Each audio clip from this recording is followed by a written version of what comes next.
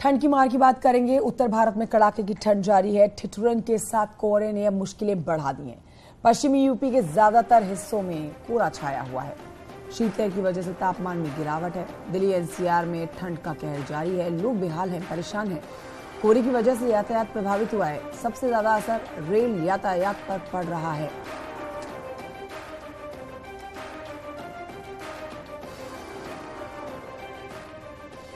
तो तस्वीरें आपको दिखा रहे हैं। घना कोहरा आज दिल्ली एनसीआर में फिर से देखा गया। कई इलाकों में ज्यादा घना कोहरा था तो कहीं पर विजिबिलिटी थी थोड़ी बहुत, लेकिन फिर भी लोगों को अपनी डिपर लाइट ऑन करके ही चलना पड़ रहा है।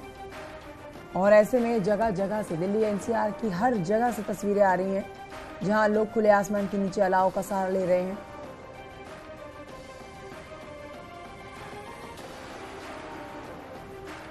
बड़ी खबर और जानकारी के मुताबिक जनवरी महीना, पूरा महीना यूं ही बदसूर ठंडा रहने वाला है।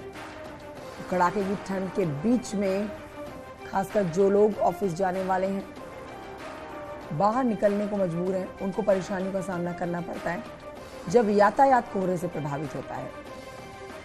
तस्वीरें आपको दिखा रहे हैं जिसमें रेल यातायात सबसे ज्यादा प्रभावित हुआ है। कई ट्रेनें हैं जो देरी से चल रही हैं। कई ट्रेनें हैं जिनको रूट जिनका डाइवर्ट किया गया है सिर्फ कोहरे की वजह से, और कई ट्रेनें रद्द करनी पड़ी हैं। बाकायदा हमने आपको नंबरों के साथ जानकारी दी है। रेल यातायात में कौन कौन सी एक्सप्रेस ट्रेनें हैं जो देरी से चल रही हैं या रद्द हो गई हैं।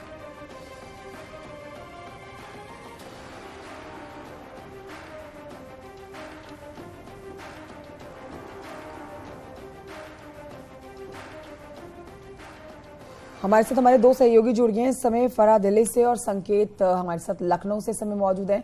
सबसे पहले चलते हैं लखनऊ, जहां हम संकेत को देख रहे हैं। उनके पीछे घना कोहरा भी देख सकते हैं। संकेत, घना कोहरा आपके पीछे नजर आ रहा है और अब बीते कुछ दिनों से, या ज्यादा दिन भी कह सकते हैं, 10 दिन हो गए हैं जब एक भी दिन बिना कोहरे के सड़कों पर नहीं देखा जाता है। सबसे ज्यादा रेल यातायात इससे प्रभावित हो रहा है।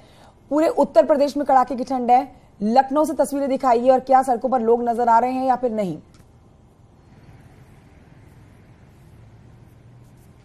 बिल्कुल, देखिए राजधानी लखनऊ का भी कुछ यही हाल है। हम आपको दिखाएंगे, ये सन्नाटा है सड़कों पर। दरअसल इस तरह से ठंड है कि कोहरा है भारी और जरूरत हो रही है वही लोग घर से बाहर निकल रहे हैं। दरअसल भयंकर ठंडक है और इसको लेकर लगातार, चाहे वो ट्रेन हो या फिर फ्लाइट हो, वो निरस्त हैं। तमाम ऐसी हैं जो लेट हैं कई कई घंटों। खुद मुख्यमंत्री योगी आदित्यनाथ ने निर्देश दे रखे हैं कि अलाव जलाए जाए, कंबल वितरित किया जाए और रैन बसेरों की पर्याप्त व्यवस्था हो। यही नहीं, मुख्यमंत्री योगी आदित्यनाथ ने तमाम जो मंत्री हैं, तमाम अफसर हैं, उनको रात्रि में औचक निरीक्षण उन रैन बसेरों को करना और उसके बाद फील्ड में उतरने के निर्देश दिए हैं। और इसकी विधिवत रिपोर्ट सीएम कार्यालय को भेजने के भी मुख्यमंत्री योगी आदित्यनाथ ने निर्देश दिए हैं। दरअसल उत्तर प्रदेश में ठंड का प्रकोप है। लखनऊ के आसपास के जो इलाके हैं, भारी शीतलहर में आम जनजीवन अस्त व्यस्त है। जो तमाम लोग हैं, राहगीर है, और यही नहीं, यातायात व्यवस्था को दुरुस्त रखना एक बड़ी चुनौती है। यही वो वजह है कि परिवहन विभाग को निर्देश लगातार दिए जा रहे हैं कि भारी कोहरे के बीच में जो तमाम बड़े रास्तों पर जो गाड़ियां चल रही है, आप देख सकते हैं, ये सड़कें हैं। रात दिन का नजारा है कि लाइट जला के लोग इस कोहरे में निकल रहे हैं। इस तरह से आवागमन पर असर पड़ रहा है और इसको सरकार भी भली बात समझ रही है। यही वो वजह है कि सरकार लगातार निर्देश दे रही है और तमाम जो उत्तर प्रदेश के जो 75 जिले हैं उनकी पूरी रिपोर्ट हर दिन मांग रहे हैं मुख्यमंत्री योगी आदित्यनाथ कि आखिर अलाव की क्या व्यवस्था है, कंबल वितरण की क्या व्यवस्था है और जो रैन बसेरे हैं उनकी स्थिति क्या है। ठीक है, मैं लौटती हूँ संकेत, दिल्ली चलते हैं, यहाँ से फराह भी हमारी सहयोगी मौजूद हैं और फराह भी इस कड़ाके की ठंड में ठिठुरती हुई नजर आ रही हैं। फराह, दिल्ली के लोग कह रहे हैं कि सर्दी थोड़े टाइम के लिए आती है लेकिन रुला के जाती है, परेशान करके जाती है। कड़ाके की ठंड दिल्ली में?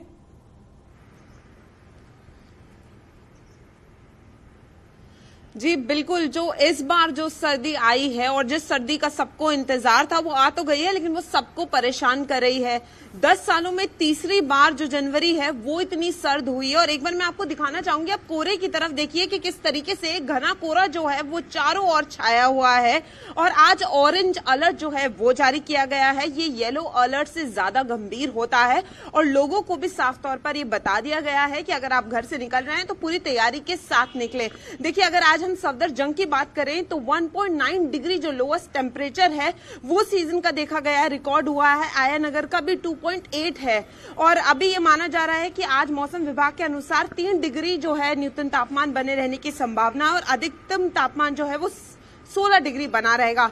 तो अभी 2-3 दिन इसी तरीके से जो ठंड है वो सबको परेशान करेगी और आप देख सकती हैं रोड्स जो हैं वो खाली हैं क्योंकि यातायात पर भी जो है वो फर्क पड़ रहा है, विजिबिलिटी काफी कम हो चुकी है। तो ठंड का प्रकोप लगातार जारी है।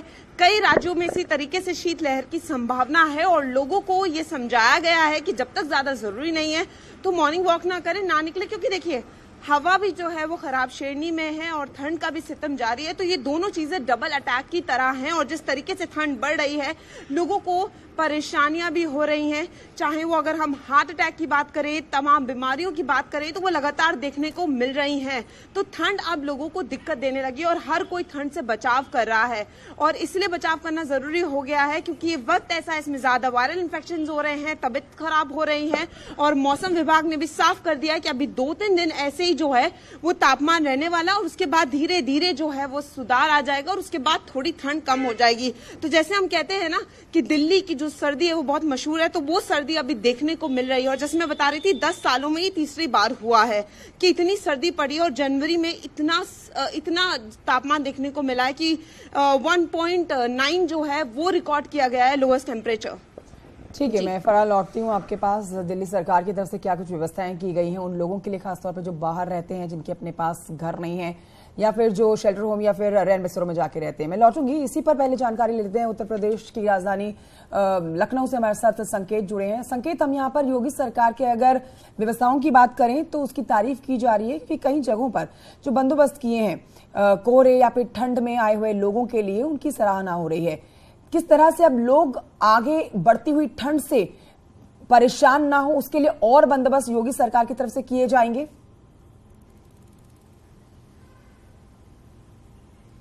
देखिए, मुख्यमंत्री योगी आदित्यनाथ ने शीतलहर के चलते उन्होंने बाकायदा एक समीक्षा बैठक की थी और उसमें सभी विभाग के अफसरों को बुलाया था मुख्यमंत्री योगी आदित्यनाथ ने और एक लंबी बैठक चली थी।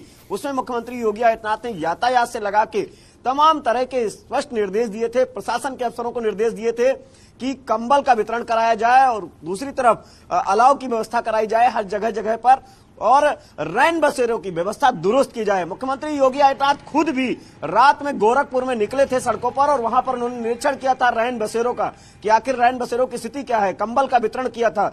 इसी तरीके से पूरे उत्तर प्रदेश से हर रोज मुख्यमंत्री कार्यालय रिपोर्ट मांग रहा है जिलाधिकारियों से, उस क्षेत्र के कमिश्नर से बाकायदा की क्या व्यवस्था, जो सरकार के निर्देश थे उन पर क्या अमल किया जा रहा है और बाकायदा आंकड़े उपलब्ध कराए जा रहे हैं। उन आंकड़ों के आधार पर मुख्यमंत्री योगी आदित्यनाथ क्रॉस चेक भी करा रहे हैं, जो मंत्री हैं उनको औचक निरीक्षण के लिए अचानक भेजते हैं और इसकी भी बाकायदा रिपोर्ट मांगी जा रही है सरकार की तरफ से। तो सरकार पूरी तरीके से गंभीर है। मुख्यमंत्री योगी आदित्यनाथ लगातार 75 जिलों में जो बचाव, जिस तरीके से राहत के कार्य जो हैं उसकी पूरी समीक्षा कर रहे हैं, जिलाधिकारियों से रिपोर्ट मांग रहे हैं और कंबल वितरण, अलाव की व्यवस्था, रैन बसेरों की व्यवस्था, इसके लिए सख्त निर्देश हैं कि आम आदमी को परेशान नहीं होना है और किसी भी तरीके की जो जरूरतमंद है उनको पूरी जो सरकार की सुविधाएं हैं उनके लाभ दिए जाएं। यातायात व्यवस्था दुरुस्त रखने के लिए पुलिस को निर्देश दिए गए हैं, यातायात पुलिस को निर्देश दिए गए हैं, वहीं परिवहन विभाग को निर्देश दिए हैं। खासकर जो हाईवे हैं, जो ऐसी सड़कें हैं जो ज्यादा चलती हैं, वहां पर जो बड़े भारी वाहन हैं वो चलते हैं, वहां पर स्पेशल व्यवस्था मुख्यमंत्री योगी आदित्यनाथ ने कराई है निर्देश देकर और उसमें सीधे तौर पर एम्बुलेंस की व्यवस्था भी वहां पर है कि और जो तमाम सड़क सुरक्षा के दूसरे इंतजामात हैं उनके निर्देश मुख्यमंत्री योगी आदित्यनाथ ने दिए हैं। 2 दिन पहले मुख्यमंत्री योगी आदित्यनाथ ने आवास पर एक बड़ी बैठक सड़क सुरक्षा को लेकर की थी और सड़क सुरक्षा पखवाड़ा भी बाकायदा चलाया जा रहा है उत्तर प्रदेश में, जिसकी शुरुआत हो चुकी है। बिल्कुल, तो संकेत, मुख्यमंत्री योगी आदित्यनाथ के इन सख्त निर्देशों का असर भी देखा जा रहा है। इसी पर जानकारी अब हम फराह से लेते हैं। फराह, दिल्ली में किस तरह के बंदोबस्त किए गए हैं? क्योंकि उत्तर प्रदेश में योगी सरकार ने जो आदेश दिए उसके मुताबिक गरीब और शेल्टर होम्स में रहने वाले लोगों को कंबल बांटे जा रहे हैं, जगह जगह पर अलाव की व्यवस्था है। दिल्ली में भी आपको कुछ इसी तरह के बंदोबस्त होते हुए नजर आ रहे हैं?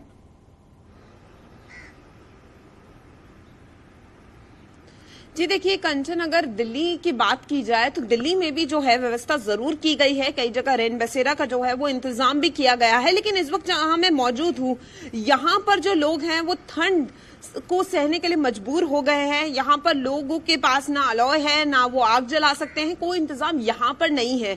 तो जहां पर किए हैं वो कुछ ही जगहों पे किए हैं, और यहाँ पर इसलिए मैं आपको दिखा रही हूँ कि देखिए रोड्स बिल्कुल खाली हैं, लोग भी नहीं निकल रहे हैं, और जो लोग निकल भी रहे हैं वो या तो खुद को पूरी तरीके से कवर्ड किए हुए हैं। देखिए आप वो नजारा देख सकती हैं कि कैप्स हैं, जैकेट में हैं, क्योंकि ठंड इतनी ज्यादा है। जैसे मैं आपको लोवेस्ट टेम्परेचर बता रही हूँ, देखिए यहाँ पे काम कर रहे हैं तो उन्होंने खुद किस तरीके से पैक्ड है। तो यहाँ पर उस तरीके से वो इंतजाम जो है वो नहीं हुए हैं। कई जगहों पे किए जरूर गए हैं, लेकिन यहाँ पे वो कमी देखने को मिल रही है कि कुछ कुछ जगहों में, और यहाँ पर लोग जो है वो ठंड से मजबूर हो गए हैं, क्योंकि ठंड जो है वो उन्हें सताने लगी है। और ये नजारा मैं आपको इसलिए बार बार दिखा रही हूँ कि देखिए पूरी तरीके से सड़कें खाली हैं, यहाँ पर लोग भी जो हैं वो ज्यादा नहीं दिख रहे हैं, क्योंकि यहाँ पे कोई इंतजाम नहीं है। तो जिनके लिए बहुत ज्यादा जरूरी हो गया है वही यहाँ से निकल रहे हैं। कुछ कुछ जगह हैं जहाँ पर रेन बसेरा का जो है वो इंतजाम किया गया है, लेकिन जिस तरीके की ये ठंड पड़ रही है उसमें उस तरीके के इंतजाम यहाँ देखने को नहीं मिल रहे हैं। और यहाँ के जो लोग हैं उनके लिए ठंड का सितम जो है वो लगातार जारी है। और इस वक्त जिस तरीके से आपने खुद कहा कि हर कोई जो है वो ठंड में कांप रहा है, तो ये जो इस वक्त तापमान है, और जैसे मैं बता रही थी 1.9 डिग्री लोएस्ट टेम्परेचर जो है वो रिकॉर्ड किया गया है। तो आप खुद सोच सकती हैं कि जो इस वक्त घर से निकल रहा है उसकी क्या स्थिति हो रही होगी, हाथ पैर कितने ज्यादा ठंडे हो रहे होंगे। तो लोग खुद का अपना इंतजाम करके निकल रहे हैं। और ऑरेंज अलर्ट भी जो जारी किया है, तो उसके बाद लोगों को इस बात की एडवाइजरी भी दी गई है कि अगर आप घरों से निकल रहे हैं तो पूरी तैयारी से निकलें। और ऑरेंज अलर्ट जब भी लगता है तो वो इसलिए ही होता है कि क्या इंतजाम करने पड़ेंगे। देखिए जब येलो अलर्ट होता है तो येलो अलर्ट से ज्यादा गंभीर ऑरेंज अलर्ट होता है, और फिर होता है रेड अलर्ट। तो ऑरेंज अलर्ट पर भी कई सारी चीजों के इंतजाम करने पड़ते हैं। तो अगर इसी तरीके से ठंड बढ़ती है तो फिर रेड अलर्ट हो सकता है जारी हो, और उस तरीके से फिर सारी जगहों पे इंतजाम देखे जाएंगे। लेकिन अभी के लिए ऑरेंज अलर्ट जारी है, और लोगों को हेल्थ एडवाइजरी जारी कर दी गई है कि ज्यादा जरूरी ना हो तो घरों से ना निकलें, अपना ध्यान रखें। क्योंकि जैसे मैं बार बार कह रही हूँ कि बीमारियां भी जो है वो ज्यादा पनप रही हैं। कितने सारे हार्ट अटैक के केसेस देखे गए हैं, क्योंकि जो लोग निकल रहे हैं वो बता रहे हैं कि या तो वायरल इन्फेक्शन ज्यादा हो रहे हैं। तो लोगों को एहतियात बरतने की भी जरूरत है, और कहीं ना कहीं जिस इंतजाम की हम बात कर रहे हैं उसमें भी कमी लगातार देखने को मिल रही है। जी बिल्कुल सही कह रही हैं आप कि जिस तरह से पारा गिर रहा है उसको देखते हुए लगता है कि जल्दी रेड अलर्ट भी जारी कर दिया जाए। बहरहाल आप दोनों भी अपना ध्यान रखिए, कड़ाके की ठंड है और ध्यान रखना बेहद जरूरी है। बहुत शुक्रिया फिलहाल की जानकारी के लिए आपका। तो पूरे उत्तर भारत में कोहरे और ठंड का कहर देखा जा रहा है। घने कोहरे की चादर से लिपटा हुआ इटावा देखा गया। इटावे का न्यूनतम तापमान 2.5 डिग्री दर्ज किया गया है। रेल और सड़क यातायात पर इसका बुरा असर पड़ रहा है। कोहरे के कारण जनजीवन बुरी तरह से प्रभावित है। कोहरे के कारण कई ट्रेनें रद्द की गई हैं, कई ट्रेनें देरी से चल रही हैं। 12,225 कैफियत एक्सप्रेस 6 घंटे लेट है। 14,853 मरुधर एक्सप्रेस 4 घंटे लेट है। वहीं 12,303 पूर्वा एक्सप्रेस 6 घंटे लेट है।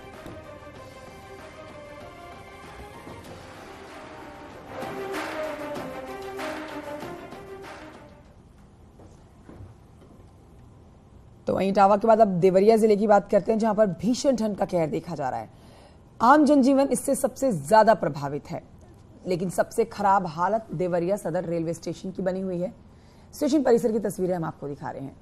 रेल प्रशासन हाड़ कपा देने वाली ठंड के लिए यात्रियों के लिए कोई बंदोबस्त नहीं कर रहा है। रेलवे परिसर में ना तो यात्रियों के लिए अलाव की व्यवस्था है, ना ही रैन बसेरा बनाया गया है। ऐसे में यात्री फर्श पर सोने को मजबूर है। बहुत से यात्री खुले आसमान के नीचे रहने को मजबूर हैं, और रातें वो खुले आसमान के नीचे भी गुजार रहे हैं।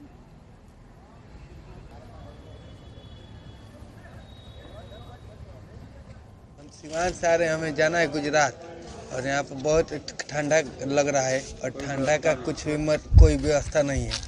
रहने की कोई व्यवस्था है क्या यहाँ पे? यहाँ पे कुछ भी मतलब वैसा व्यवस्था नहीं है जिससे हम ठंडा से बच सकें। गुजरात से आ रहे हैं हम लोग का ट्रेन 2 घंटा 2.5 घंटा लेट चल रही है, और ये ठंड के मौसम में हम लोग आए थे यहाँ देवरिया ज़िले में। तो यहाँ रहने के लिए कोई अभी अच्छी व्यवस्था नहीं है, हम लोग ठंड में रह रहे हैं। ठंडा तो बहुत ज़्यादा है, आज 2-3 दिन से भी ठंडा पड़ रहा है, लेकिन यहाँ पर तो ज़्यादा ठंडा है। यहाँ पर पूरा हाउसफुल है, कहीं भी बैठने की जगह नहीं है, और हम लोग ये खुले आसमान में बैठ करके अपना सामान व्यवस्था करने देख रहे हैं कि कोई ले नहीं जाए, और इस रात किसी तरीक़ा से यहाँ गुजारेंगे। यहाँ कोई रन बसेरा भी नहीं है कि जहाँ हम लोग जा करके अपना गुजर कर लें। देवरिया जिले में इस समय भीषण ठंड का कहर जारी है। मैं इस वक्त हूं देवरिया सदर रेलवे स्टेशन पे। आप ये तस्वीरें देख सकते हैं कि यहाँ पे जो यात्री हैं वो खड़े होकर अपना समय गुजार रहे हैं। सबसे बड़ी बात है कि देवरिया रेलवे स्टेशन पे किसी भी प्रकार का रन बसेरा नहीं है और लोग खुले आसमान के नीचे इस भीषण ठंड में रात गुजारने को मजबूर है। यहाँ तक कि यहाँ पे जो अलाव की व्यवस्था भी नहीं की गई। आप मेरे पीछे देख सकते हैं, यहाँ के लोग जो है खुले आसमान के नीचे बैठे हुए हैं और अपनी यात्रा यहाँ से स्टार्ट करने वाले हैं, साथ ही ट्रेन का इंतजार कर रहे हैं। ऐसे में लोगों ने अपील की है कि यहाँ पे एक रैन बसेरा स्थापित किया जाए ताकि यात्रियों को बेहतर सुविधा मिल सके। देवरिया से न्यूज़ 18 के लिए उमाशंकर भट्ट। और अब आपको बताएं कि झांसी रेलवे स्टेशन पर भी यात्रियों के लिए कुछ खास इंतजाम नहीं दिखते। यहाँ 2 तरह के वेटिंग रूम्स बने हुए हैं। पहला वेटिंग रूम जो कि काफी महंगा है और यहाँ हर घंटे के लिए 118 रुपए चुकाने होते हैं। दूसरा वेटिंग रूम यात्रियों की भीड़ भाड़ को देख के यहाँ पर अंदर घुसने का मन नहीं करता है, क्योंकि बैठने तक की जगह नहीं है। ऐसे में गरीब रेल यात्रियों के पास खुले आसमान के नीचे रात बिताने के अलावा और कोई विकल्प नहीं बचता।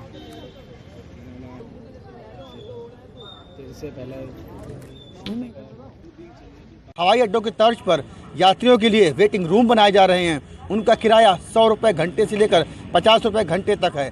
ऐसे में जो यात्री वेटिंग रूम का किराया नहीं वहन कर सकते हैं, वो अपनी सर्द रात, कोहरे वाली रात कैसे बिताते हैं, इसकी वानगी देखिए आप। ये झांसी का रेलवे स्टेशन है।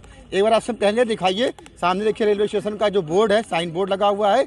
खुला आसमान है और खुले आसमान के नीचे देखिए किस तरह से ये परिवार, इनको जाना है साउथ, दक्षिण भारत जाना है। इनकी ट्रेन सुबह आएगी, तो उस व्यवस्था को अफोर्ड नहीं कर पा रहे, यानी इनके पास पैसे नहीं है 100 रुपये घंटा या 50 रुपये घंटा देने के लिए वेटिंग रूम का।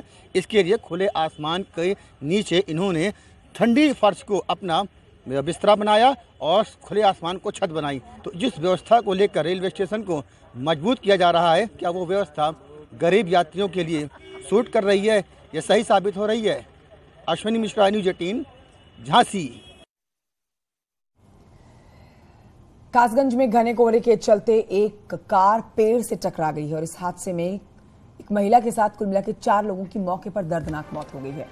2 लोग गंभीर रूप से घायल हैं, जिनका इलाज जिला अस्पताल में चल रहा है। थाना ढोलना क्षेत्र के महावर इलाके में यह हादसा हुआ। बताया जा रहा है कि ये सभी लोग कासगंज जिले के रहने वाले थे, दिल्ली से आ रहे थे। सीएम योगी ने इस हादसे पर गहरा शोक जताया। मृतकों के परिवार के प्रति संवेदना व्यक्त की गई है। डाल दो, जिस स्टेशन पर ले लो।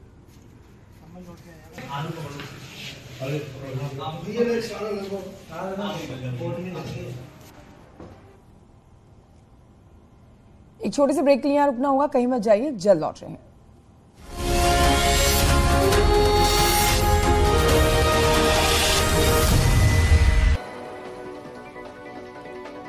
हापुड़ में जीएसटी टीम की बड़ी छापेमारी, 50 से ज्यादा अधिकारियों ने प्लाईवुड व्यवसाय की 3 फैक्ट्रियों पर की छापेमारी की कार्रवाई। अब तक 1 करोड़ से ज्यादा की टैक्स चोरी पकड़ी गई।